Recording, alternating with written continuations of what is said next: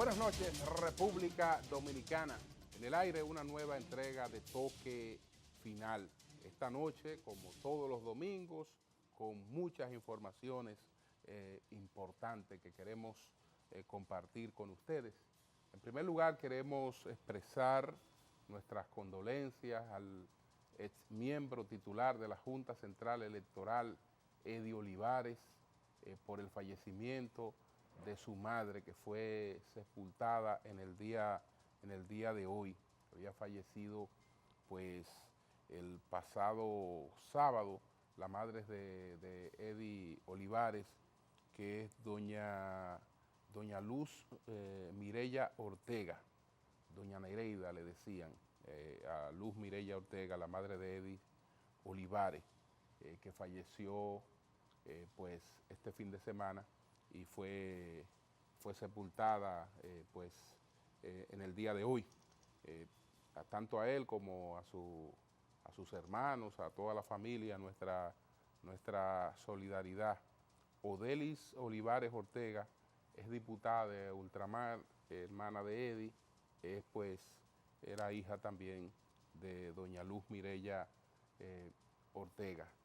Que ahí fue que se produjeron unas declaraciones del expresidente Hipólito Mejía que han circulado mucho en las redes. Eddie Olivares es el vocero de Hipólito Mejía. Había sido pues miembro titular de la Junta Central Electoral.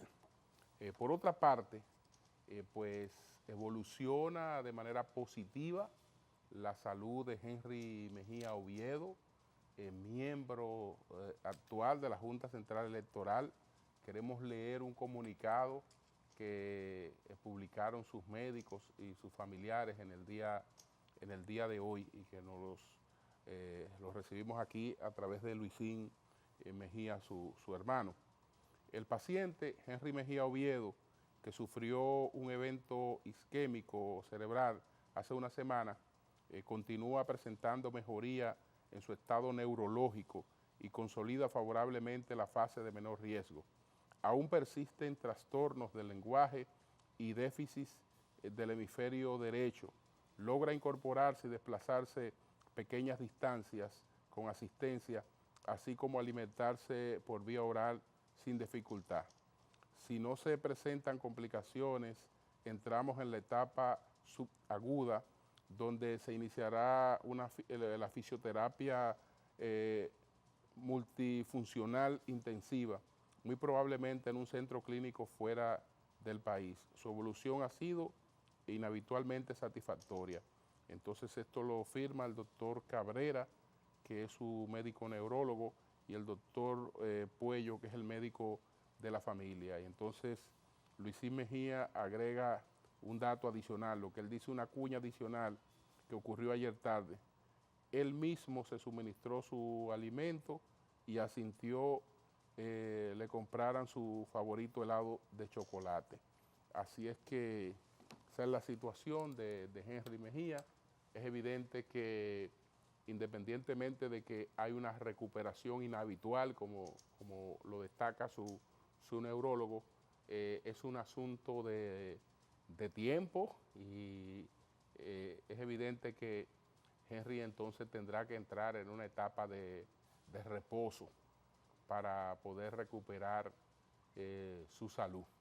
Y entonces en la Junta Central Electoral, pues cada uno de los miembros de la Junta Central Electoral, al momento de ser escogido, se escoge un suplente de ese miembro de la Junta Central Electoral, de manera que en el periodo en el que Henry Mejía Oviedo esté pues en este proceso de recuperación, que puede ser un periodo realmente considerable, como para poder volver a asumir una responsabilidad de esta naturaleza, entonces estará sus funciones en el pleno de la Junta son asumidas por el suplente, que para eso realmente es que se escoge el suplente de la Junta Central Electoral. Por otra parte, en el día de hoy hubo el traspaso de mando en Chile. Michelle Bachelet, que dice que se aleja de la política, que no vuelve, pues pasó hoy el mando al presidente Sebastián Piñera, que lo había sido presidente en el 2010, 2014, ahora vuelve por un periodo que concluye en el 2022, concluye el periodo de Sebastián Piñera.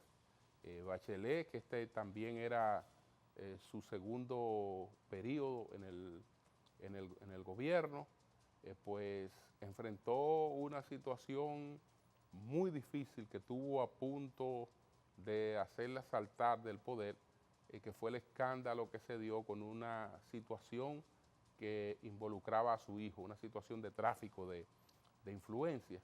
Pero después de esta tempestad ella continuó con su plan de gobierno, y era un asunto que, si bien es cierto, le tocaba de manera muy personal porque se trataba de su hijo, y creo que es su único hijo, pues es evidente, ella no pudo superar esa situación. Ella pudo superar esa situación porque no hay constancia de que hubiera un vínculo directo, de que ella tuviera toda la información sobre ese asunto, y ahora ha salido, dice que se aleja de la política y que no vuelve, Veremos si después no cambia de opinión Michelle Bachelet, que por cierto, con ella se va la última mujer presidenta en América Latina. La ONU, a propósito del Día Internacional de la Mujer, se quejaba de que a partir del día de hoy América Latina queda sin una sola mujer como presidenta. En un momento coincidieron Michelle Bachelet, Dilma Rousseff, Cristina Kirchner y Laura Chinchilla de Costa Rica. Las cuatro hoy son expresidentas. Dilma pues fue forzada a renunciar de la presidencia de Brasil a partir de todos estos escándalos de Petrobras. Entonces, hoy se produjo esto. Señores, miren, hay un hecho muy lamentable que involucra a una dominicana, y esto ha causado una gran conmoción en España. Hasta el presidente Mariano Rajoy hoy se pronunció sobre este hecho. Se trata de la desaparición y muerte de un niño de 8 años. Ese niño de 8 años, Gabriel Cruz, desapareció el 27 de febrero y se habían hecho todas las gestiones para localizarlo. Recientemente, su padre hizo un llamado y acudieron más de 8,000 personas a ayudarle a rastrear los lugares por donde se entendía que podía ser hallado este niño, y todo fue infructuoso, hasta que el niño, su cadáver, hoy fue localizado nada más y nada menos que en el baúl del carro de una dominicana que se llama Ana Julia Quesada. Pero resulta que Ana Julia Quesada es actualmente la pareja del padre de ese niño. Y Ana Julia Quesada estaba pues participando en todo lo que se hacía para localizar el niño, como siendo ella una de las que más preocupadas estaba para que el niño apareciera, una de las más preocupadas por eso. Y entonces, recientemente ella dio una información que a la policía le pareció sospechosa. Entonces, porque ella dio el dato de un lugar donde estaba una vestimenta ensangrentada del niño, y la policía le pareció eso sospechoso porque habían rastreado ese lugar y eso no estaba ahí. Después eso aparece ahí y ella da la información, y cuando va la policía eso está ahí. A partir de ahí parece que empiezan a darle un seguimiento más de cerca, hasta que en el baúl de su carro encuentran nada más y nada menos que el cadáver de este niño. Ya imagínense en qué estado debía estar ese cadáver cuando este niño desapareció el 27 de febrero. Y pues imagínense. Entonces, muy lamentable. Y entonces Ana Julia Quesada, dominicana, de origen dominicano, esto pues va a caer muy mal para la comunidad dominicana en España, porque este hecho, lamentablemente, aunque es una comunidad de gente trabajadora, pues son de las cosas que le hacen mucho daño a las comunidades, porque la gente asocia eso con la comunidad, con el origen de la persona, y ahora que hay ese ánimo en Europa contra la migración, etcétera, contra los inmigrantes, la verdad es que es una situación sumamente delicada, sumamente difícil. Nosotros vamos a hacer nuestra primera pausa comercial y entonces, a retorno, vamos a ver cuáles fueron los 10 temas de mayor incidencia durante esta semana. Adelante.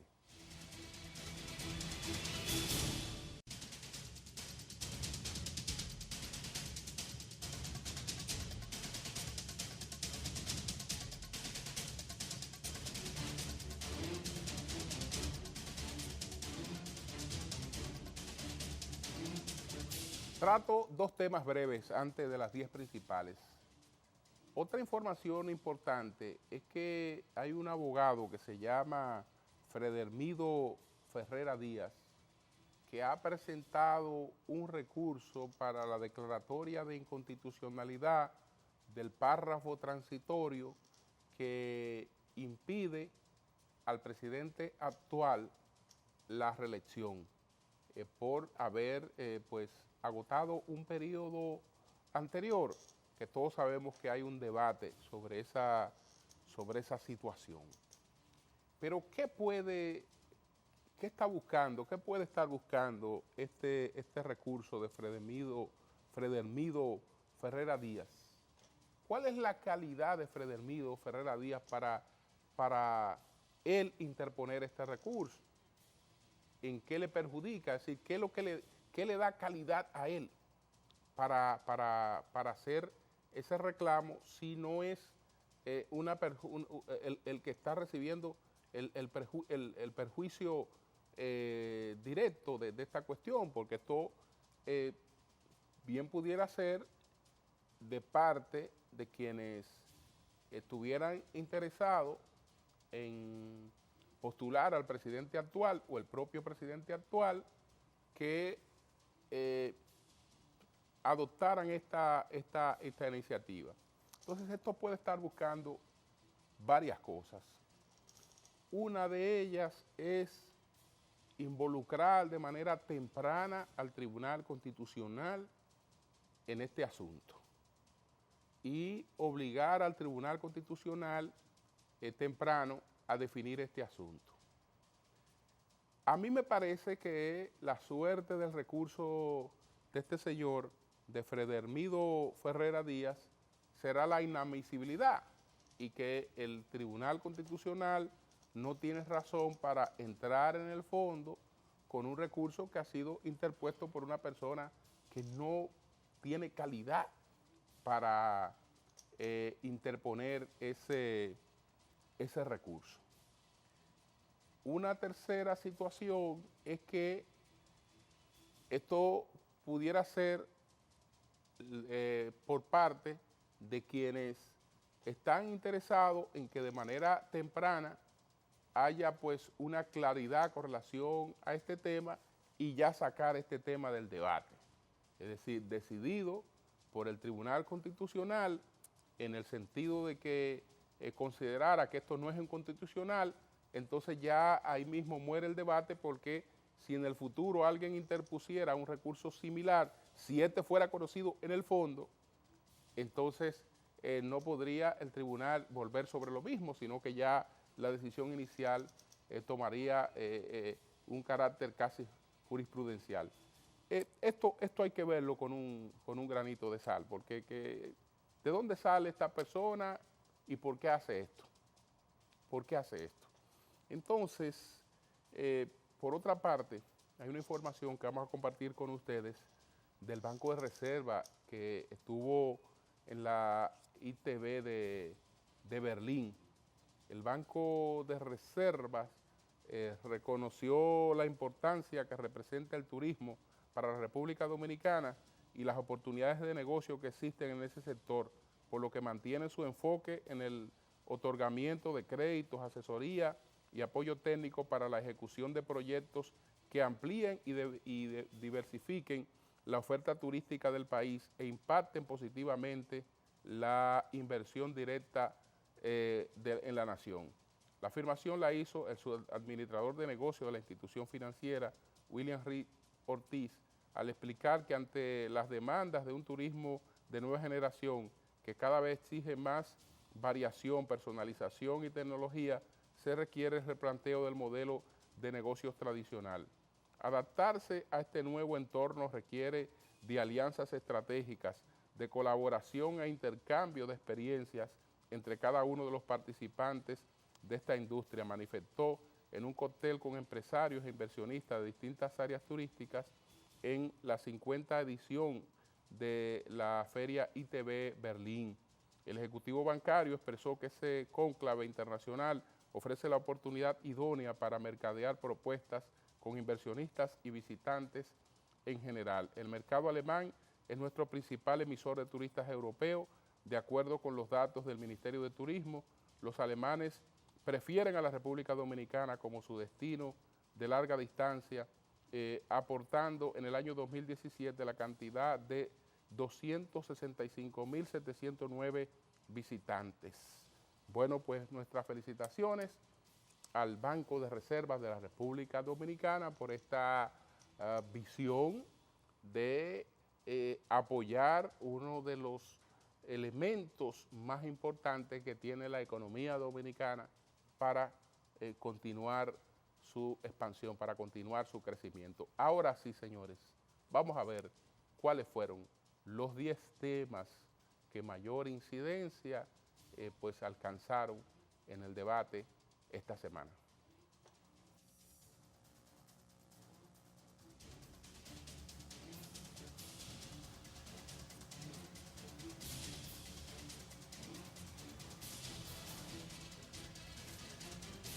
Mujeres dominicanas fueron galardonadas con la Medalla al Mérito de la Mujer que entregó la Presidencia de la República a través del decreto 118-18, con el cual se busca rendir homenaje y reconocer de manera especial a las féminas destacadas en el ámbito político, social, académico, empresarial, deportivo y humanitario. Entre las reconocidas están Rosa Elvira Pereira Ariza, destacada en el sector salud, Alejandrina Germán en la política, la judoka Lady Germán Tejeda, la cantante Manuela Josefa Cabrera, alias Fefita la Grande, la actriz Carmen Elvira Taveras y la chef María Marte. Así también Bernardina Hernández en la parte rural, la jueza Miriam Germán Brito y la procuradora Rosana Reyes, entre otras. El Poder Ejecutivo otorga la Medalla al Mérito de la Mujer desde 1985 a fin de promover la participación de la mujer y reconocer sus grandes aportes a la sociedad dominicana.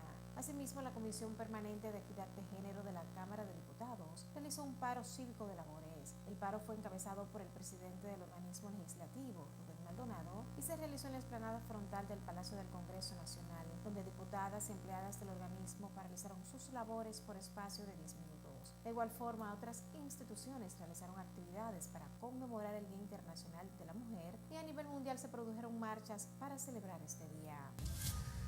El presidente Danilo Medina emitió el decreto que establece la renovación automática de los registros sanitarios y otorga al Ministerio de Salud un plazo de 30 días para poner en vigencia la plataforma digital que permite este proceso a productores y exportadores nacionales. El decreto 117-18 contempla la documentación de los trámites hasta en un 75% para la renovación automática y valida la declaración jurada de los productores de alimentos y medicamentos. Asimismo, se podrán acoger a la renovación automática todas las solicitudes que estén en curso en estatus pendiente en la Dirección General de Medicamentos, Alimentos y Productos Sanitarios o devuelto al momento de la promulgación del decreto. Rafael Paz, director ejecutivo de Competitividad, señaló que las medidas constituyen avances para dinamizar el clima de negocios de la República Dominicana, lo que permitirá crear más oportunidades para el país y su gente, tal como se ha establecido en la Estrategia Dominicana Competitiva.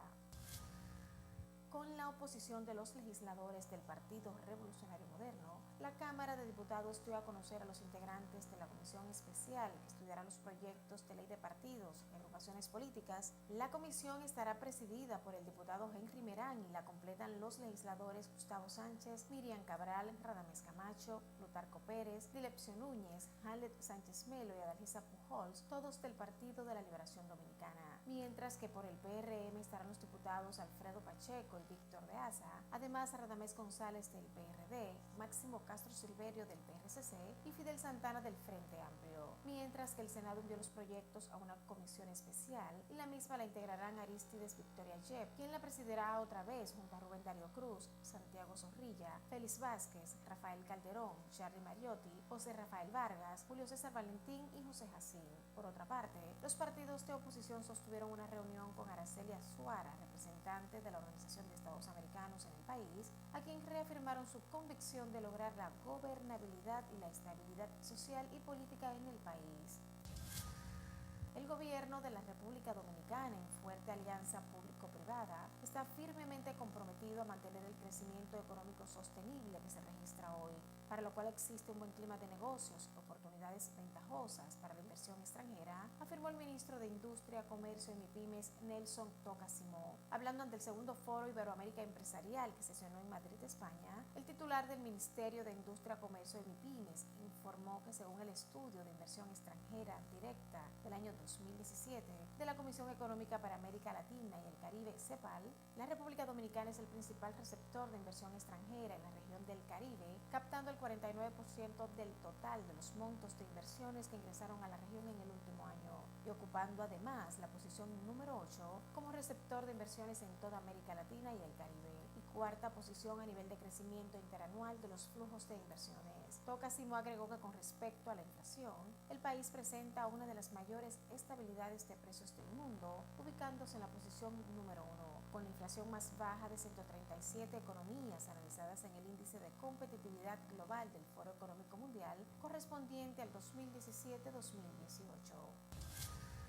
Una hora y media fue suficiente para que el ministro de Educación Andrés Navarro y el Comité Ejecutivo de la Asociación Dominicana de Profesores limaran sus asperezas y dejaran en manos de la justicia la decisión sobre la designación de los directores regionales de distrito efectuada por el primero. Al final del encuentro realizado por el Ministerio de Educación, el ministro Navarro dijo que como es un aspecto que está siendo conocido por la jurisdicción administrativa y contenciosa, estarán supeditados al fallo de esa instancia. La audiencia fue aplazada la pasada semana a petición de la representación del Ministerio de Educación para conocer el expediente. En tanto, el profesor Bolívar Herrera, primer vicepresidente de la ADP, dijo que a sus compañeros se les pidió que dejen las suspensiones de la docencia y esperen la decisión del tribunal, la cual acatarán, y advierte que quienes interrumpan las clases serían sancionados y sometidos al comité disciplinario. El ministro de Defensa, Rubén Paulino Sen, informó en el marco de la puesta en ejecución de las medidas de reforzamiento de seguridad y defensa nacional dispuestas por el presidente Danilo Medina, que se ha dispuesto de 1.000 efectivos adicionales del Ejército de República Dominicana, la Armada, la Fuerza Aérea, el Cuerpo Especializado en Seguridad Fronteriza Terrestre y del J2. El referido plan, que incluye además la puesta en operación de 30 drones, 50 nuevos vehículos, helicópteros y embarcaciones de la Armada Dominicana, las cuales se encargarán de vigilar las costas desde Manzanillo hasta Puerto Plata y desde Pedernales hasta Barahona, respectivamente. Paulino Sen viajó a Dajabón, Elías Piña y Jimaní, acompañado del director general de la Policía Nacional, Mayor General Neildrin Bautista Almonte, entre otros oficiales militares y autoridades civiles. La actividad tuvo lugar en la explanada de la Fortaleza Beler, sede del 10º Batallón de Infantería Ejército Nacional en Dajabón.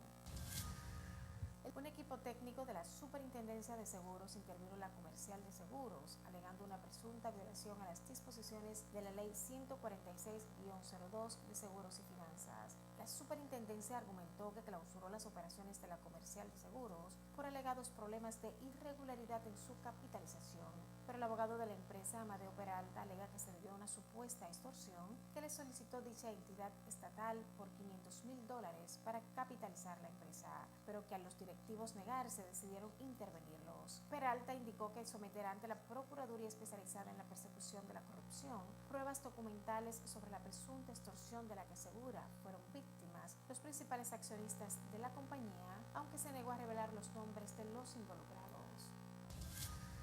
La merenguera Belkis Concepción denunció a través de una nota de prensa enviada a los medios que fue acosada sexualmente el pasado sábado por Frederick Martínez El Pachá, mientras se encontraba realizando una presentación en vivo de su agrupación musical en el programa Pégate y Gana con El Pachá por Colorvisión. Concepción denunció que durante su presentación junto a su orquesta, El Pachá tomó su cabeza a la fuerza y en contra de su voluntad le dio un beso en la boca. La merenguera, que reside en Colombia, tuvo una participación en dicho programa y se encontró con la situación, la cual ha rechazado con firmeza.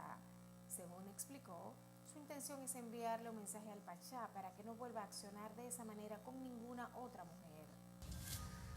El Pleno del Tribunal Superior de Justicia de Brasil votó por unanimidad a favor de la ejecución de la pena de 12 años de cárcel contra el expresidente Luis Inácio Lula da Silva, una vez se agoten los recursos en segunda instancia.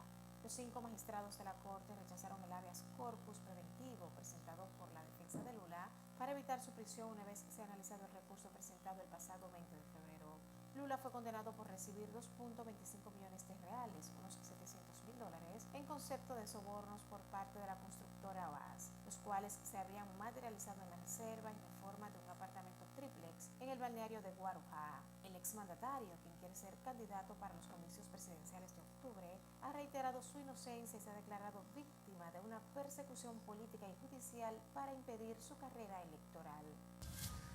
Finalmente, la audiencia durante la reciente transmisión de los premios Oscar en la cadena ABC bajó un 16% en relación con el rating del año pasado. El presidente de Estados Unidos, Donald Trump, se burló de la baja audiencia registrada en la ceremonia, que con apenas 25.6 millones de televidentes en el país, ha resultado la gala con menor seguimiento de la historia. Los Oscar con menor audiencia de la historia. El problema es que ya no tenemos estrellas, excepto por nuestro presidente, afirmó el mandatario a través de su cuenta personal de Twitter. La audiencia nacional de la 90ª edición de los Oscar, que se celebró el domingo en Los Ángeles, cayó un 19% respecto al año pasado, hasta situarse por debajo de los 30 millones de espectadores en el país por primera vez en la historia de la gala.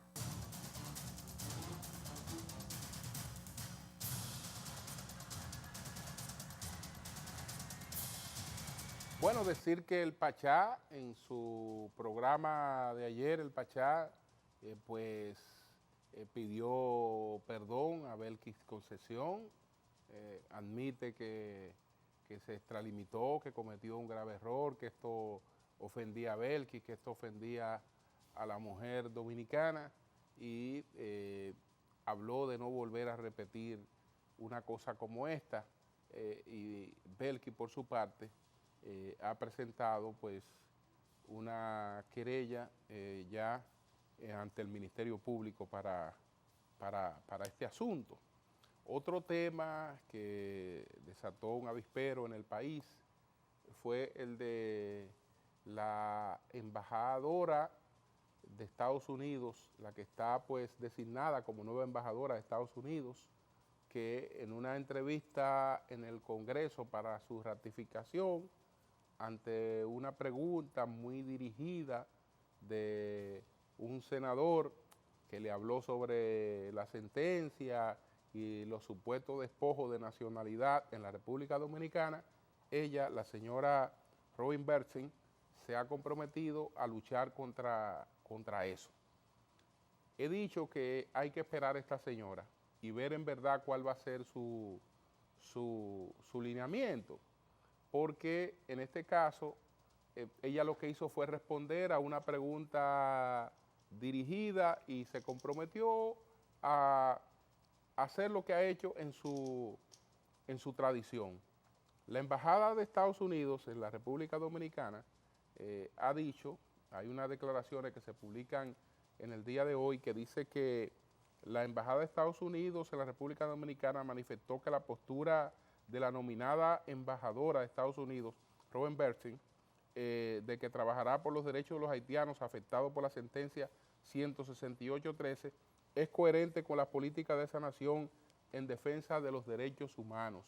En mi cuenta de Twitter yo digo que sí, que es tan coherente, tan coherente es Estados Unidos, que el presidente Donald Trump, entre las migraciones que no quiere para su país, está la haitiana, que ustedes recuerdan que la definió junto a El Salvador como un hoyo de M.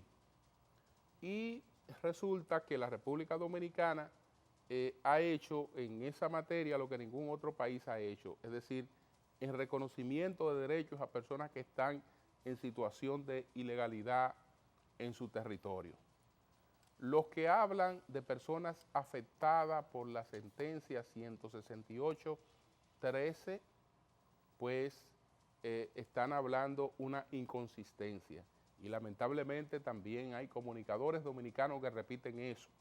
Pero la sentencia 168-13 no afectó los derechos de nadie, porque esa sentencia no fue la que determinó que todo el que estaba en la República Dominicana asentado en su registro civil desde el 1929 hasta el 2005, que todo el que estaba asentado en ese registro civil era pues, no le si sus dos padres eran extranjeros, en situación de ilegalidad no le correspondía a la nacionalidad dominicana. Eso no fue la sentencia 168-13. Eso fue una decisión de la Suprema Corte de Justicia del año 2005, cuando se tuvo que pronunciar frente al ataque de inconstitucionalidad que recibió la nueva ley de migración. El Tribunal Constitucional está atado por un artículo de la Constitución, el 277, que le impide conocer lo que ya fue conocido por la Suprema Corte de Justicia. Por lo tanto, el Tribunal Constitucional no podía, y no lo hizo, pronunciarse sobre eso. Lo que hizo el Tribunal Constitucional fue, cuando esta señora se presenta, la señora Juliana de Guiz, a decir que sus derechos están siendo afectados por la Junta Central Electoral, lo que hizo el Tribunal Constitucional fue pues darle un efecto intercomundia a lo que ella había hecho para que el Estado Dominicano procediera a buscarle soluciones a todos los casos de esas personas que por esa sentencia del 2005 ya estaban en esa condición, y esa sentencia es una interpretación leal de lo que plantea la Constitución de la República, no la actual, todas las constituciones del país desde el año 1929. Vamos a una pausa, retornamos en breve.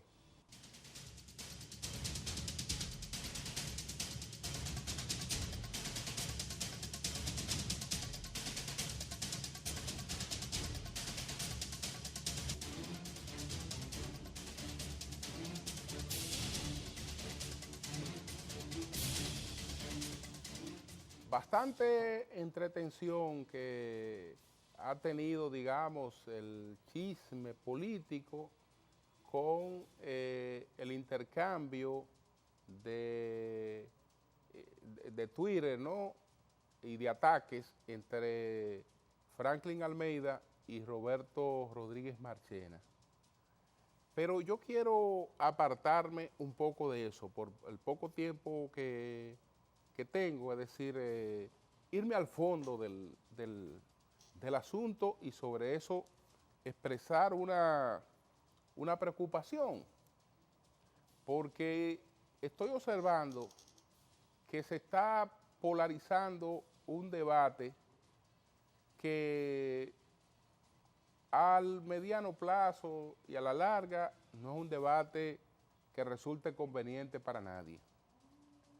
Si por una parte tenemos un sector que está planteando que solo pues se gana las elecciones con Danilo Medina, que el único candidato que en estos momentos tiene posibilidad de ganar las elecciones en el abanderamiento del PLD es Danilo Medina, que fue lo que planteó Roberto Rodríguez Marchena y es lo que da origen a la respuesta de Franklin.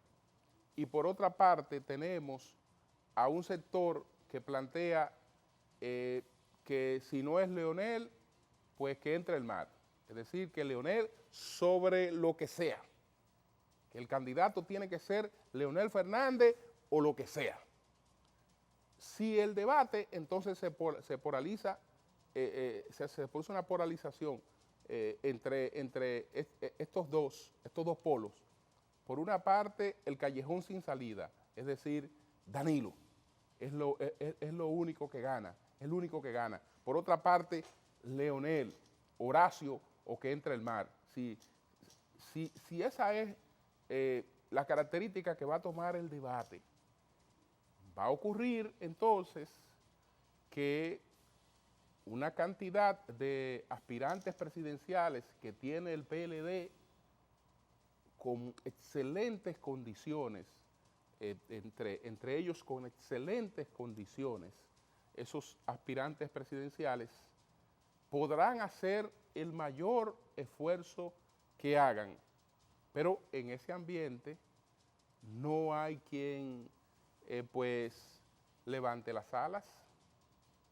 En ese ambiente no hay quien levante las alas porque entonces la medición se tiene que hacer entre los extremos, entre medir al presidente Medina porque es el único con el que se gana y lo que están planteando algunas personas muy cercanas a él da la impresión de que hay un sector cercano a él que está muy en eso, y lo que está planteando entonces el sector radicalizado de Leonel Fernández.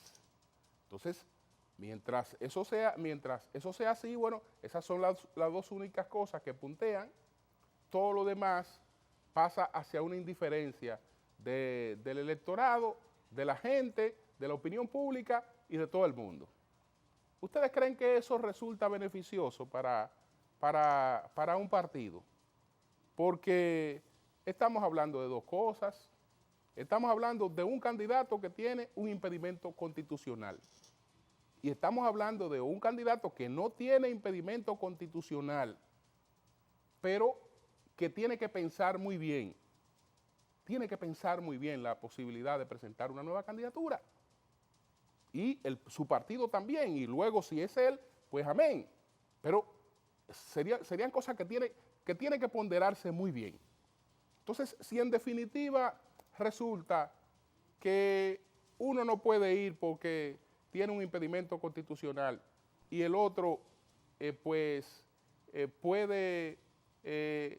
ser un factor de unificación de la oposición y de desplazamiento del poder del PLD, ¿qué va a pasar con el PLD si no tiene entonces personas que hayan tenido la oportunidad de promover una candidatura, de crear una cierta fortaleza interna? Porque en ese ambiente nadie crece.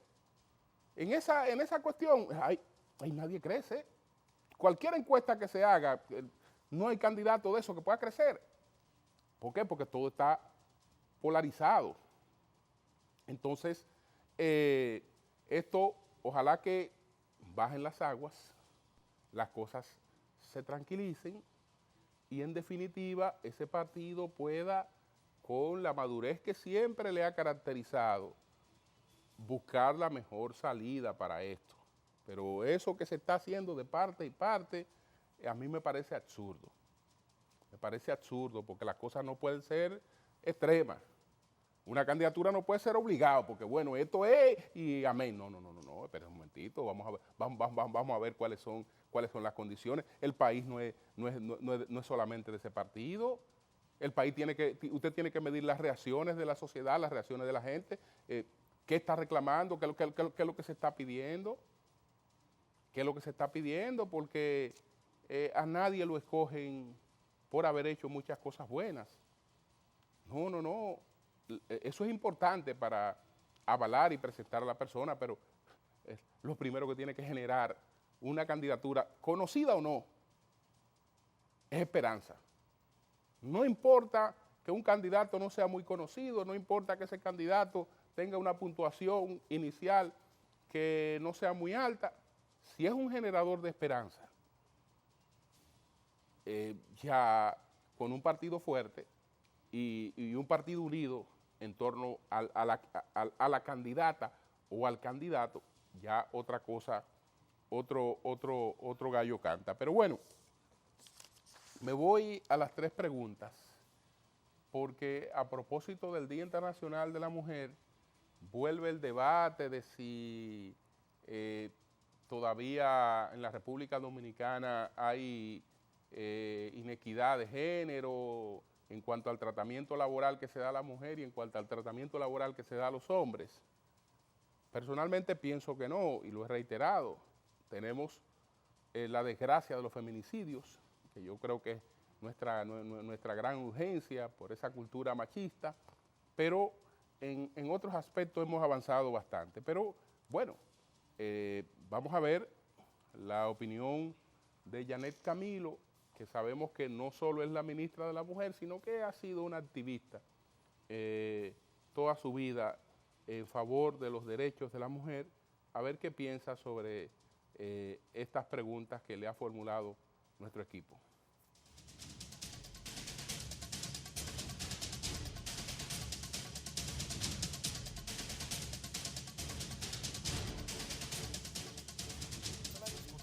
De la Seguridad Social, 149.934 son mujeres y 113.755 hombres. Y en el rango de los que perciben salarios 4, 5 y 6 salarios mínimos, las mujeres son más, lo que implica que en la economía informal tienen mejores ingresos que los hombres. ¿Por qué aún así persiste la inequidad laboral entre mujeres y hombres en la República Dominicana? Bueno, la realidad es que las mujeres en este proceso de globalización, y República Dominicana es parte del contexto regional y mundial, pues han tenido mejores oportunidades en el mundo informal y se les hace difícil pues estar en el mundo del mercado laboral de manera igualitaria que los hombres. Todavía persiste una brecha salarial y las mujeres, cuando vamos dónde estamos colocadas dentro del mundo laboral formal, estamos colocadas en las posiciones de menor rango salarial.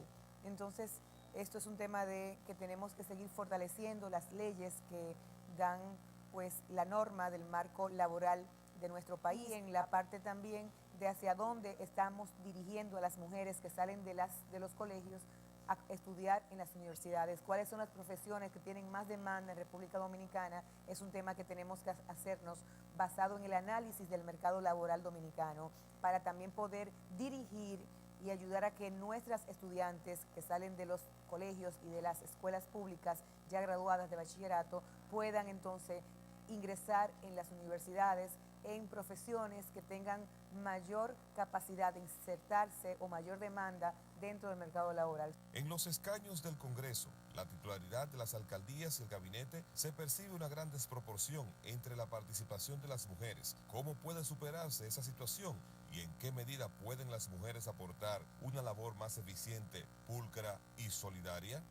Bueno, lo primero es que para nosotros cambiar la representación en números dentro de los espacios de poder, tenemos que cambiar la mentalidad dentro de los partidos políticos.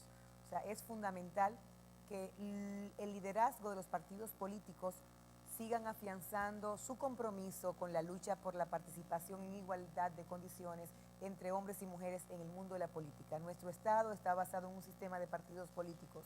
¿Y dónde estamos las mujeres en esos partidos políticos? Ese es el desafío, la participación política de las mujeres dentro de las esferas de la toma del poder.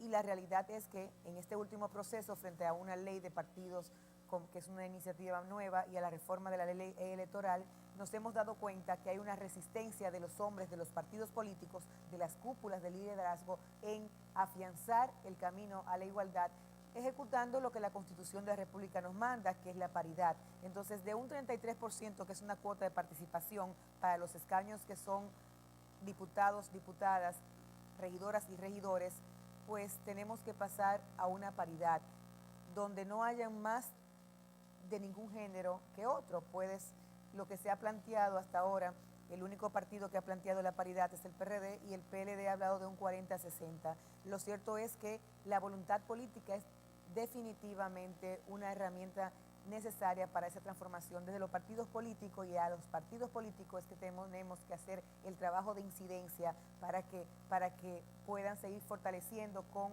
medidas internas en sus reglamentos, en sus estatutos, y a nivel del marco nacional, pues esa ley de partidos políticos y esa ley de reforma electoral debe de plasmar la paridad. Y luego, las mujeres, ¿lo hacemos bien? Sí, hemos demostrado que lo hacemos bien, o sea, gobernamos, tenemos las capacidades, las mujeres ya hemos demostrado, no solamente que votamos y elegimos hombres, sino que nosotras ganamos elecciones y que además cuando ganamos las elecciones ejercemos el poder desde una perspectiva que logramos buenas gestiones. Sobre el tema de los feminicidios y la violencia de género, la percepción es que las políticas seguidas no han sido efectivas. ¿Se prevé algún cambio? Bueno, la violencia contra las mujeres es un tema esencialmente de manejo del poder. Seguirán matando mujeres y seguiremos recibiendo violencia hasta que los hombres no entiendan que tienen que hacer un cambio en el manejo del poder. El hombre está matando a las mujeres o está violentando a las mujeres por un tema de que está perdiendo él un poder que se le había asignado como único, exclusivo y válido en la sociedad. Él era el que decidía con quién casarse, cuándo casarse, hasta cuándo estar casado, cuántos hijos tener y qué iba a ser su esposa o su pareja. O sea, la mujer era una cosa, un objeto. Ya la mujer se ha empoderado, hemos logrado cambios legislativos en muchos países del mundo, incluyendo el nuestro, y además las mujeres estamos decididas a participar en el poder político, social, económico. Cada vez que una mujer se empodera y entra en el mundo de la economía, en el mundo político, en el mundo social, el hombre siente que está perdiendo su zona de confort. Por eso es vital que para detener la violencia hablemos de trabajar educación en igualdad, y que esa educación en igualdad está basada en el manejo del poder entre hombres y mujeres. Hay que enseñar a los hombres a compartir el poder público con las mujeres. Y a las mujeres tenemos que seguir teniendo claro que la igualdad no nos la van a regalar y que hay una resistencia de quien está perdiendo poder para compartirlo, de que ese poder sea compartido. Por ende, la agenda que nos espera en estos años, pues continuará teniendo sus secuelas de violencia, y desde el Estado, pues nos vemos con el compromiso y la obligación de seguir fortaleciendo los programas y las políticas públicas de prevención, de atención, de persecución y también de restablecimiento de derechos para las mujeres y niñas y niños y adolescentes que sean víctimas de la violencia machista.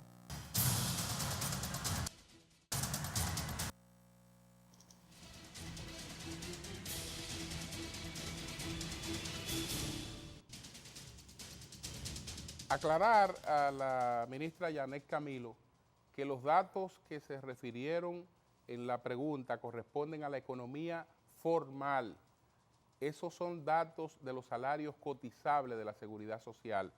149.934 mujeres frente a 113.755 hombres. Primero, mucho mayor la cantidad de mujeres que están trabajando en la República Dominicana, y segundo, en los rangos de las que ganan más de 3 salarios mínimos, más de 4, 5 y 6 salarios mínimos, las mujeres aparecen también que son mayorías. Es decir, que la realidad salarial de la mujer en la economía formal hace tiempo que varió, y seguimos repitiendo el mismo discurso de otros tiempos que ya no se corresponden con la realidad actual. Regresamos en breve con algunas informaciones puntuales.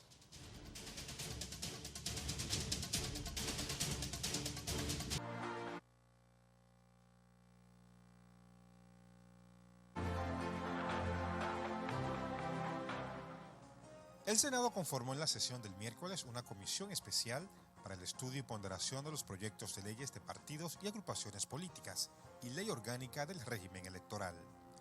También fue conformada una comisión especial para el estudio y ponderación del proyecto de ley orgánica de ordenamiento territorial y uso de suelo. Los senadores sancionaron en primera lectura el proyecto que declara a la provincia Duarte provincia ecoturística, entre otras iniciativas.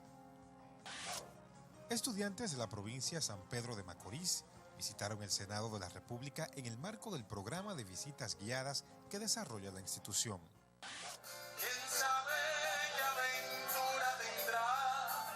El Senado de la República conmemoró esta semana el Día Internacional de la Mujer, con un llamado a continuar avanzando en conquistas. El presidente del Senado, Reinaldo Pared Pérez, encabezó el acto conmemorativo, reafirmando su compromiso de continuar la lucha por derribar las barreras de desigualdad de género en la República Dominicana. La mujer debe seguir avanzando en la conquista de sus derechos y de sus posiciones, porque hoy en día, sin la mujer, difícilmente se pueda conseguir lo que usted quiera. La actividad fue organizada por la Comisión de Asuntos de Familia y Equidad de Género, que preside la senadora Amarilis Santana, que motivó a las mujeres a apoyarse mutuamente en aras de lograr una mejor sociedad. Mis felicitaciones y reconocimientos a todas ustedes, mujeres de nuestro país y del mundo, en este día. Y las invito a seguir trabajando de la mano con los hombres para que entre todas y todos tengamos un mundo mejor. En el acto dedicado a la mujer participaron los senadores Dionis Sánchez, vicepresidente del Senado, así como Amable Aristi Castro, Félix Nova, Rafael Calderón, José Jacín Frappier, Antonio Cruz y Félix Vázquez.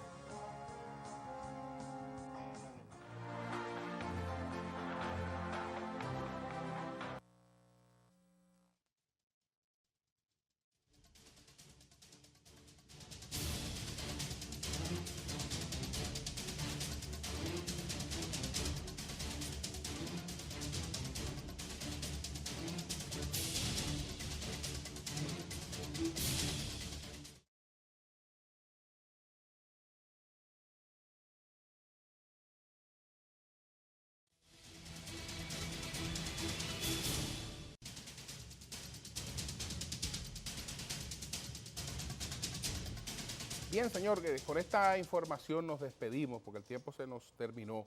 El presidente de la Cámara de Diputados, Rubén Maldonado, afirmó que los medios de comunicación constituyen un sector fundamental en la preservación del clima de respeto a las libertades públicas y a los derechos humanos.